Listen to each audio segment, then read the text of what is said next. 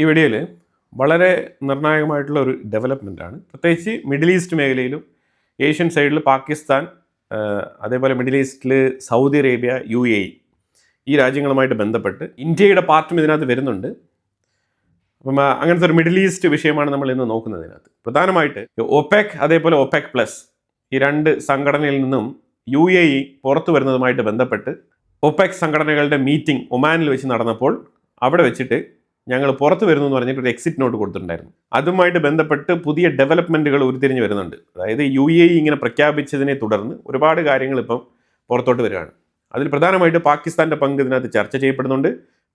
Saudi അറേബ്യയുടെ നിലപാട്, Saudi അറേബ്യയുമായിട്ട് UAEക്ക് ഉണ്ടായിരുന്ന ചില അഭിപ്രായ വ്യത്യാസങ്ങൾ, അതുപോലെ തന്നെ പാകിസ്ഥാനും UAEക്കും തമ്മിൽ ഒരു വിള്ളൽ ഉണ്ടാവാൻ കാരണമായി തീർന്നത് ഇന്ത്യയാണ് എന്നുള്ള തരത്തിൽ പാകിസ്ഥാൻ ആരോപണം ഉയർത്തുന്നുണ്ട്. അപ്പോൾ ഇങ്ങനെ സംഭവബഹുലമായിട്ടുള്ള കുറേ വിഷയങ്ങൾ നടക്കുന്നുണ്ട്. അത് ജസ്റ്റ് നമ്മളൊന്ന് ഡീകോഡ് ചെയ്ത് പോവാം. കാരണം ഫ്യൂച്ചറിൽ നടക്കാൻ പോകുന്ന ഡെവലപ്മെൻറ്റുകൾ ഇതിനെ ആശ്രയിച്ചാണ് ഇരിക്കുന്നത്.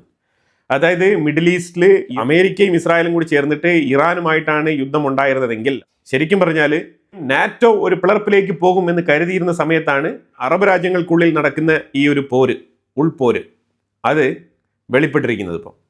അപ്പോൾ ഈ പോരിനെ കുറിച്ച് നമ്മൾ ഓൾറെഡി മാസങ്ങൾക്ക് മുമ്പ് തന്നെ നമ്മളുടെ പ്രേക്ഷകർക്ക് കൃത്യമായിട്ട് അപ്ഡേഷൻ കൊടുത്തിട്ടുണ്ട്. അപ്പോൾ അതുകൊണ്ട് നമ്മളുടെ പ്രേക്ഷകർക്ക് ഇതുമായിട്ട് ബന്ധപ്പെട്ട് സർപ്രൈസ് ഉണ്ടാവാൻ സാധ്യതയില്ല. പക്ഷേ ഇവിടെ റീസെൻ്റ് ആയിട്ട് നടന്ന ഡെവലപ്മെൻറ്റ് എന്താണെന്ന് പറഞ്ഞാൽ, UAE പറയുകയാണ് പാകിസ്ഥാനടുത്ത്, ഞങ്ങൾ പാകിസ്ഥാനുമായിട്ടുള്ള എല്ലാവിധ ചർച്ചകളും അവസാനിപ്പിക്കുകയാണ്. നേരെ മറിച്ച് ഞങ്ങൾ ഏറ്റവും കൂടുതൽ ഫോക്കസ് ചെയ്യാൻ പോകുന്നത് ഇന്ത്യയിലോട്ടാണ്. ഇന്ത്യയുമായിട്ട് ഞങ്ങൾ ബന്ധം ശക്തിപ്പെടുത്താൻ പോകുന്നു എന്നുള്ളത് ഓപ്പണായിട്ട് UAE പറഞ്ഞിരിക്കുകയാണ്. അപ്പോൾ ഇത് ശരിക്കും പാകിസ്ഥാൻ UAEക്ക് കുറച്ച് പൈസ കൊടുക്കാനുണ്ട്. ഏതാണ്ട് ഒരു $3.45 ബില്യൺ വർത്ത് വരുന്ന എമൗണ്ട് കൊടുക്കാനുണ്ട്. ഇത് പാകിസ്ഥാനും UAEയും തമ്മിൽ സൈൻ ചെയ്ത ഒരു കരാറിൻ്റെ അടിസ്ഥാനത്തിലാണ് ഈ എമൗണ്ട് UAE പാകിസ്ഥാന് കൊടുത്തിരുന്നത്. എന്നിട്ട് UAE പറഞ്ഞിരുന്നത്, എനിക്ക് ഈ തുക ഉടനെ എങ്ങും തിരിച്ചു നൽകണ്ട, 2027 ശേഷം നൽകിയാൽ മതി എന്നാണ് UAE പറഞ്ഞിരുന്നത്. പക്ഷേ ഇപ്പം പെട്ടെന്ന് ചോദിക്കുന്നുണ്ട്, ഒരാൾ നമ്മുടെ അടുത്ത് കടം വാങ്ങിക്കുകയാണ്, ഇല്ലെങ്കിൽ നമ്മളൊരാടത്ത് നിന്ന് കടം വാങ്ങിച്ചിട്ടുണ്ട്, ഒന്നെങ്കിൽ ഈ കടം വാങ്ങിച്ച വ്യക്തി സ്വമേധയാ എനിക്ക് പൈസ കിട്ടി എന്ന് പറഞ്ഞിട്ട് തിരികെ കൊടുക്കണം, അല്ലാന്നുണ്ടെങ്കിൽ കടം നൽകിയ വ്യക്തി നിർബന്ധമായിട്ട് തിരികെ ചോദിക്കണം. ഈ രണ്ട് സാഹചര്യങ്ങളാണ് ഇവിടെ ഉണ്ടാവാൻ സാധ്യതയുള്ളത്. അപ്പോൾ ഇവിടെ ശരിക്കും UAE ഓപ്പണായിട്ട് തന്നെ പാകിസ്ഥാൻ്റെ അടുത്ത് ഈ പണം വേണം എന്ന് ആവശ്യപ്പെട്ടിട്ടുണ്ട്. അത് പത്രമാധ്യമങ്ങളെല്ലാം നമ്മൾ വായിച്ചതാണ്. എന്താണ് ഇതിന് കാരണം? ഇതിന് പ്രധാനപ്പെട്ട കാരണമായിട്ട് പറയപ്പെടുന്നത്, ഈ ഇറാനുമായിട്ട് ബന്ധപ്പെട്ട വിഷയത്തിൽ നെഗോസിയേഷന് വേണ്ടിയിട്ട് പാകിസ്ഥാനെ തിരഞ്ഞെടുത്ത രീതി. അമേരിക്ക വെറുതെ അല്ല പാകിസ്ഥാനെ തിരഞ്ഞെടുത്തത്, അമേരിക്ക അല്ല തിരഞ്ഞെടുത്തത്. അവിടെയാണ് ഇതിൻ്റെ പ്രശ്നം കിടക്കുന്നത്. ഇപ്പം ഈ പാകിസ്ഥാനെ തിരഞ്ഞെടുത്തത് സൗദി അറേബ്യയാണ്. സൗദി അറേബ്യ തികച്ചും സ്വാർത്ഥ താല്പര്യങ്ങൾ സംരക്ഷിക്കാൻ വേണ്ടിയിട്ട് പാകിസ്ഥാനെ അപ്പോയിന്റ് ചെയ്തിട്ടുണ്ട്. ഇപ്പം ഇതിനകത്ത് സൗദി അറേബ്യയുടെ താല്പര്യം വളരെ വ്യക്തമാണ്. സൗദി അറേബ്യ ട്രംപിൻ്റെ അടുത്ത് വളരെ വ്യക്തമായിട്ട് ഇറാൻ്റെ മേളിൽ ശക്തമായിട്ട് ആക്രമണം നടത്തണം എന്നുള്ള രീതിയിൽ പ്രഷർ ചെയ്തിരുന്ന വ്യക്തിയാണ്. ഇതുമായിട്ട് ബന്ധപ്പെട്ട് റോയിട്ടേഴ്സ് ഉൾപ്പെടെയുള്ള പത്രങ്ങൾ ഈ വാർത്ത ഓപ്പണായിട്ട് തന്നെ പ്രസിദ്ധീകരിച്ചിട്ടുണ്ട്. പക്ഷേ ഈ വിഷയവുമായിട്ട് ബന്ധപ്പെട്ട് സൗദി അറേബ്യയുടെ സൈഡിൽ നിന്നും ഒരു രീതിയിലുള്ള പ്രതികരണങ്ങൾ വന്നിട്ടില്ല. MBS പൂർണ്ണമായിട്ടും സൈലൻ്റ് ആയിട്ടാണ് ഇരുന്നത് ഈ വിഷയത്തിൽ. അല്ലാന്നുണ്ടെങ്കിൽ ഞാൻ ഇറാനെ ആക്രമിക്കാൻ പറഞ്ഞിട്ടില്ല എന്നോ, അല്ലെങ്കിൽ അമേരിക്ക ചെയ്യുന്നത് ശരിയല്ല എന്നോ, അല്ലാന്നുണ്ടെങ്കിൽ ഇറാൻ അടങ്ങിയിരിക്കണമെന്നോ ഒന്നും ഒരു രീതിയിലുള്ള സ്റ്റേറ്റ്മെൻറ്റും ക്രൗൺ പ്രിൻസ് പറഞ്ഞിട്ടില്ല സൗദി അറേബ്യയുടെ. അപ്പോൾ ഇവിടെ ശരിക്കും MBSൻ്റെ താല്പര്യം വളരെ വ്യക്തമാണ്. MBSൻ്റെ താല്പര്യം മാക്സിമം ഇറാൻ്റെ മിലിറ്ററി പവർ അടിച്ചൊതുക്കുക എന്നുള്ളതാണ്. അതിനു വേണ്ടിയിട്ട് നിരന്തരം ട്രംപുമായിട്ടുള്ള ഫ്രണ്ട്ഷിപ്പ് ഉപയോഗിച്ചുകൊണ്ട് ശക്തമായ രീതിയിൽ ആക്രമണം നടത്താൻ പ്രേരിപ്പിച്ചതായിട്ടാണ് ഇപ്പോൾ പൊതുവിൽ വാർത്തകൾ പുറത്തു വരുന്നത്. അപ്പോൾ അതേസമയം സൗദി അറേബ്യ പാകിസ്ഥാനെ കൂട്ടുപിടിച്ചുകൊണ്ട്, അതായത് ഈ നെഗോസിയേഷൻ, ശരിക്കും ഈ നെഗോസിയേഷനിൽ സൗദി അറേബ്യയ്ക്ക് വേണ്ട രീതിയിൽ നെഗോസിയേഷനെ വളച്ചൊടിക്കാൻ വേണ്ടിയിട്ട് പാകിസ്ഥാൻ്റെ പേര് സജസ്റ്റ് ചെയ്തത് സൗദി അറേബ്യയാണ്. അതായത് ട്രംപ്, നിങ്ങൾ പാകിസ്ഥാനെ അപ്പോയിൻറ്റ് ചെയ്യൂ, പാകിസ്ഥാനെ അപ്പോയിൻറ്റ് ചെയ്ത് കഴിഞ്ഞാൽ പാകിസ്ഥാന് പണത്തിൻ്റെ ആവശ്യമുണ്ട്, പാകിസ്ഥാൻ നമ്മളെ ചൊൽപ്പടിക്ക് നിൽക്കും, നമ്മൾ അങ്ങോട്ട് ചാടാൻ പറഞ്ഞാൽ അങ്ങോട്ട് ചാടും, ഇങ്ങോട്ട് ചാടാൻ പറഞ്ഞാൽ ഇങ്ങോട്ട് ചാടും. ഇനി നിങ്ങൾ പറഞ്ഞിട്ട് കേൾക്കുന്നില്ല എന്നുണ്ടെങ്കിൽ ഞാൻ പറഞ്ഞാൽ മസ്റ്റായിട്ടും കേൾക്കും. അപ്പോൾ അങ്ങനത്തെ ചില വിഷയങ്ങളൊക്കെ ഉണ്ട്. അപ്പോൾ അതുകൊണ്ട് ഇറാന് വേണ്ട രീതിയിലല്ല, നമുക്ക് വേണ്ട രീതിയിൽ കാര്യങ്ങൾ വളച്ചൊടിച്ച് നമുക്ക് ഒരു ഡോമിനേഷൻ നേടാൻ കഴിയും എന്നുള്ള രീതിയിൽ ഒരു കോൺഫിഡൻസ് കൊടുത്തുകൊണ്ടാണ് പാകിസ്ഥാനെ അപ്പോയിൻറ്റ് ചെയ്തത് ട്രംപ്. ഈ സൗദി അറേബ്യയുടെ വാക്കും കേട്ടിട്ടാണ്, സൗദി അറേബ്യയുടെ ബലത്തിലാണ് ട്രംപ് നിരന്തരം യുദ്ധം അവസാനിക്കും, യുദ്ധം ഇപ്പം തീരും, ഇതെല്ലാം റെഡിയായി വരുന്നുണ്ട് എന്നുള്ള സ്റ്റേറ്റ്മെൻറ്റുകളും വാദങ്ങളൊക്കെ ഉയർത്തിയത്. പക്ഷേ ഇവിടെ പാകിസ്ഥാനെ കൺട്രോൾ ചെയ്തിരുന്നത് സൗദി അറേബ്യയാണ്. അങ്ങനത്തെ വാർത്തകളാണ് ഇന്ന് പുറത്തു വന്നുകൊണ്ടിരിക്കുന്നത്. അപ്പോൾ ഇതിനകത്ത് പാകിസ്ഥാൻ ഒരു സ്ട്രേറ്റ് ഫോർവേഡ് ആയിട്ടുള്ള മീഡിയേറ്റർ അല്ല എന്നുള്ളത് വളരെ വ്യക്തമായിട്ട് തെളിഞ്ഞിരിക്കുകയാണ്. എന്നിട്ടും പാകിസ്ഥാൻ ഇപ്പോൾ പറയുന്നത് ഞങ്ങൾ ഇനിയും ഇറാനും അമേരിക്കയും തമ്മിലുള്ള മീഡിയേഷൻ ചർച്ചകൾ നടത്താൻ സന്നദ്ധരാണെന്നാണ് പാകിസ്ഥാൻ പറഞ്ഞിരിക്കുന്നത്. പക്ഷേ ഇപ്പം കള്ളി വെളിച്ചത്തായി. ഇനി പാകിസ്ഥാനെ ആര് വിശ്വസിക്കാനാണ്? ഈവൻ ഇറാൻ പോലും മുഖവിലേക്ക് എടുക്കുന്നില്ല. ഇറാന്റെ ഉള്ളിൽ പാകിസ്ഥാനെ കുറിച്ച് നെഗറ്റീവായിട്ടുള്ള പരാമർശങ്ങൾ ഓൾറെഡി തന്നെ വന്നു കഴിഞ്ഞു. ഒന്നല്ല 6-7 പേര് പാകിസ്ഥാനെതിരെ നിലപാട് ശക്തമായിട്ട് സ്വീകരിച്ചു കഴിഞ്ഞു. ഇനി ഇപ്പം നിലവിലെ ഇറാൻ, അമേരിക്ക, ഇസ്രായേൽ ഇതുമായിട്ട് ബന്ധപ്പെട്ട ചർച്ച തടസ്സപ്പെട്ടിരിക്കുകയാണ്. ആ ചർച്ച പരാജയമായിട്ട് വിലയിരുത്തുകയാണ്. ചർച്ച ഫെയിലിയറാണ്.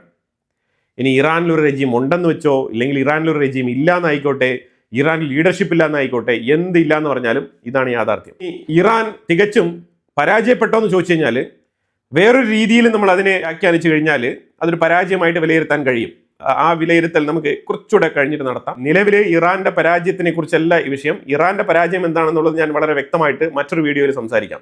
ഇറാൻ ഒരു പരാജയം സംഭവിച്ചിട്ടുണ്ട്. ആ പരാജയം ഈ മിലിറ്ററി പരമായിട്ടുള്ള ഈ പരാജയമല്ല, അത് ഐഡിയോളജിക്കൽ പരമായിട്ടുള്ള ഒരു പരാജയമാണ്. അപ്പോൾ എനിവേ, ഇപ്പം ഇവിടെ നമ്മൾ നോക്കുമ്പോഴത്തേക്കും ഈ ഒപെക് പ്ലസ് രാജ്യങ്ങൾ, ഈ ഒപെക് രാജ്യങ്ങൾ എന്ന് പറയുന്നത് ക്രൂഡ് ഓയിൽ കുഴിച്ചെടുത്ത് വിൽപ്പന നടത്തുന്ന രാജ്യങ്ങളാണ് ഈ ഒപെക്കിലുള്ളത്.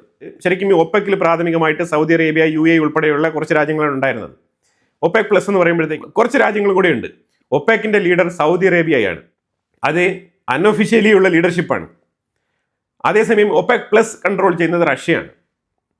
അപ്പം ഒപെക് പ്ലസ് സൗദി അറേബ്യയുമായിട്ട് ചേർന്ന് പ്രവർത്തിക്കുന്ന രാജ്യങ്ങളുടെ കൂട്ടായ്മയാണ്. അപ്പോൾ അതും എനിക്ക് വേണ്ട. ഒപെക് എന്ന് പറയുന്നത് സൗദി അറേബ്യയാണ് കൺട്രോൾ ചെയ്യുന്നത്. അപ്പോൾ അതുകൊണ്ട് ഒപെക്കും ഞങ്ങൾക്ക് വേണ്ട എന്നാണ് UAEയുടെ തീരുമാനം. ഇത്തരത്തിലുള്ള കടുത്ത തീരുമാനമെടുക്കാൻ UAEയെ പ്രേരിപ്പിച്ച ഘടകം എന്താണെന്ന് പറഞ്ഞാൽ സൗദി അറേബ്യയാണ്.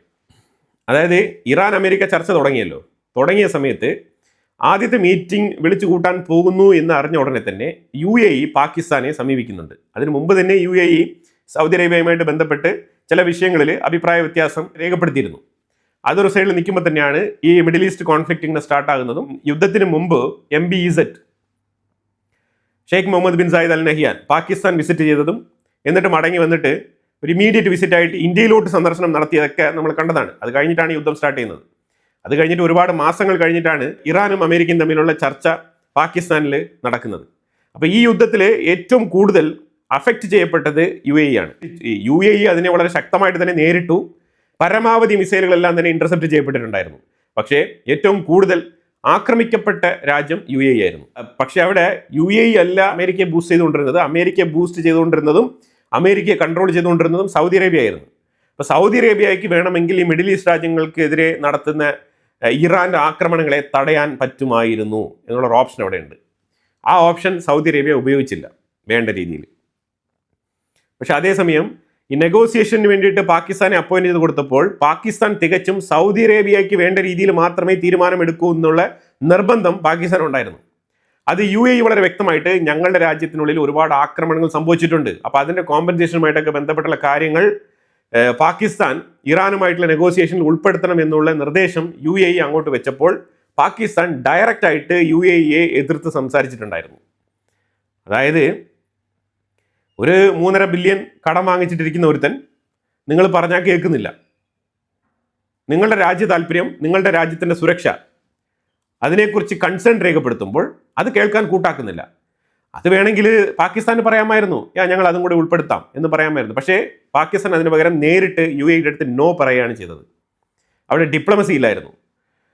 അപ്പോൾ ഇത് ആരുടെ താല്പര്യമാണെന്ന് പറഞ്ഞു കഴിഞ്ഞാൽ ഇത് സൗദി അറേബ്യയുടെ താല്പര്യമാണ്. സൗദി അറേബ്യയ്ക്ക് UAE സൈഡ് ലൈൻ ചെയ്യണം. അപ്പോൾ അതുകൊണ്ട് അത് കുറേ നാളുകൊണ്ടേ അവർ റൈവലറി പൊയ്ക്കൊണ്ടിരിക്കുകയാണ്. അത് യമൻ തൊട്ട് തന്നെ ഈ വിഷയം തുടങ്ങിയിട്ടുണ്ട്. യമൻ മാത്രമല്ല UAEയുമായിട്ടുള്ള കലിപ്പ്, വേറെ പല കാര്യങ്ങളുണ്ട്. അതിലേക്കൊക്കെ നമ്മൾ ഡീപ്പായിട്ട് പോകണ്ട. ഇപ്പം നിലവിലെ സാഹചര്യം അനുസരിച്ച് നമ്മൾ നോക്കുകയാണെന്നുണ്ടെങ്കിൽ പാകിസ്ഥാൻ അങ്ങനെ സൗദി അറേബ്യയുടെ ഒപ്പം നിൽക്കുകയും UAEയുടെ ആവശ്യങ്ങളെ തള്ളിപ്പറഞ്ഞ് മുന്നോട്ട് പോകുന്ന സാഹചര്യമാണ് ഉണ്ടായത്. അപ്പോൾ അത് കഴിഞ്ഞ ഉടനെയാണ് UAE ആവശ്യപ്പെട്ടത് ഞങ്ങൾക്ക് തരാനുള്ള 3.5 ബില്യൺ ഒരു $US വർത്തുള്ള കടമില്ലേ അതിന് തിരിച്ചു തന്നേക്ക് എന്ന് പറഞ്ഞ് ചോദിച്ചത്. അപ്പോൾ 2027 നിങ്ങൾ പറഞ്ഞിട്ടുള്ളത്. അപ്പോൾ ഞങ്ങളത് അപ്പം തന്നോളാം എന്ന് പറഞ്ഞിട്ട് ആദ്യം പാകിസ്ഥാൻ ഇച്ചിരി ഡയലോഗൊക്കെ പറഞ്ഞിട്ടുണ്ടായിരുന്നു.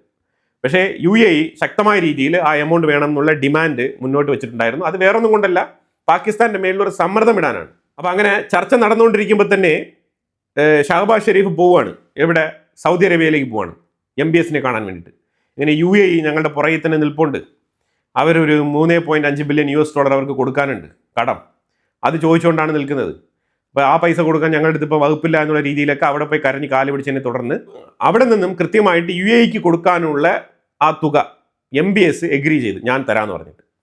അങ്ങനെ $3.45 ബില്യൺ കൃത്യമായിട്ട് പാകിസ്ഥാന് കൈമാറി. പാകിസ്ഥാൻ ഇന്നലെ, അതായത് ഞാൻ ഈ വീഡിയോ എടുത്തുകൊണ്ടിരിക്കുന്ന ആ ടൈം, ആ പണം UAEക്ക് കൈമാറിയിട്ടുണ്ട്. പാകിസ്ഥാൻ ആ പൈസ കൊടുത്ത് തീർത്തിട്ട് UAEയുടെ കടം പാകിസ്ഥാൻ വീട്ടി. അത് പാകിസ്ഥാൻ വീട്ടിയതല്ല, സൗദി അറേബ്യയാണ് വീട്ടിയത്.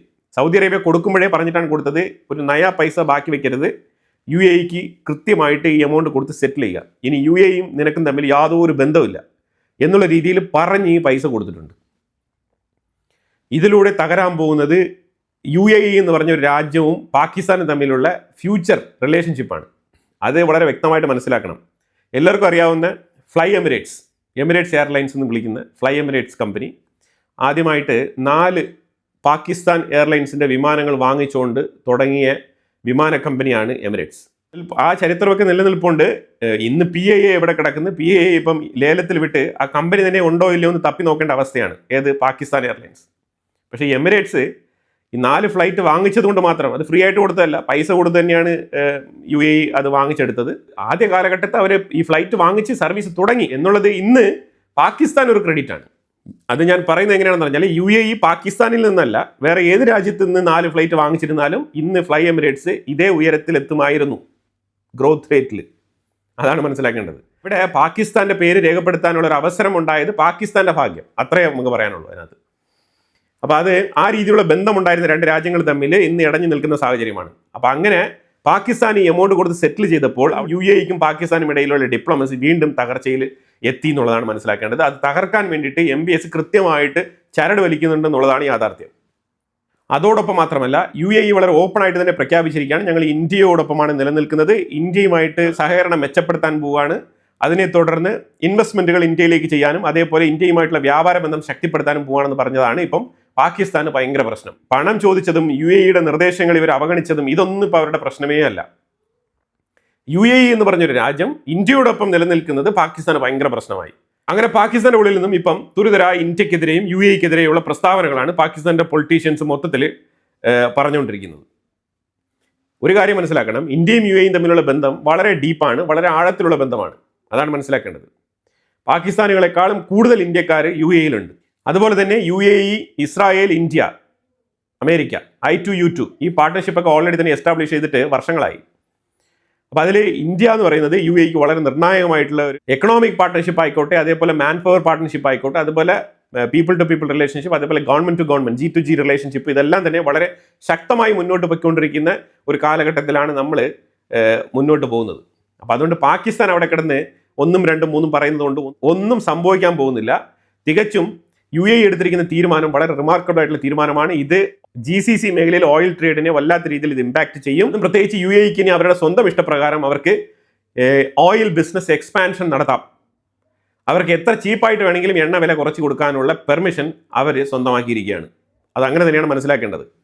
അപ്പോൾ ഇത് പലരും പറയുന്നത് പോലെ ഫോസിൽ ഫ്യൂവലിൻ്റെ യുഗം അവസാനിക്കും എന്ന് പറഞ്ഞാൽ അത് അവസാനിക്കുന്നത് വരെ UAE ഇത്തരത്തിൽ മുന്നോട്ട് പോകാനാണ് തീരുമാനിച്ചിരിക്കുന്നത്. അതുപോലെ AI ബന്ധപ്പെട്ട് കൃത്യമായിട്ട് ഇസ്രായേലിൻ്റെ ടെക്നോളജി ആയിക്കോട്ടെ, ഇന്ത്യയുടെ ടെക്നോളജി ആയിക്കോട്ടെ, ഇന്ത്യയുമായിട്ട് സ്പേസ് സെക്ടറിൽ ഏറ്റവും കൂടുതൽ സഹകരിച്ച് പ്രവർത്തിക്കാനും അതേപോലെ ഡിഫൻസ് മേഖലയിൽ വരെ ഇൻഡയറക്റ്റ് ആയിട്ട് ഇന്ത്യയുടെ സപ്പോർട്ട് UAE എടുക്കാൻ തയ്യാറാണ്. അതാണ് മനസ്സിലാക്കേണ്ടത്. കാരണം ഇസ്രായേലിൻ്റെ പല കമ്പനികളും ഇന്ത്യയിലാണ് മാനുഫാക്ചറിങ് നടത്തുന്നത്. അപ്പോൾ തീർച്ചയായിട്ടും ഇസ്രായേലും UAEയും തമ്മിൽ ഡിഫൻസ് എഗ്രിമെൻറ്റുകൾ വരുന്നുണ്ട്.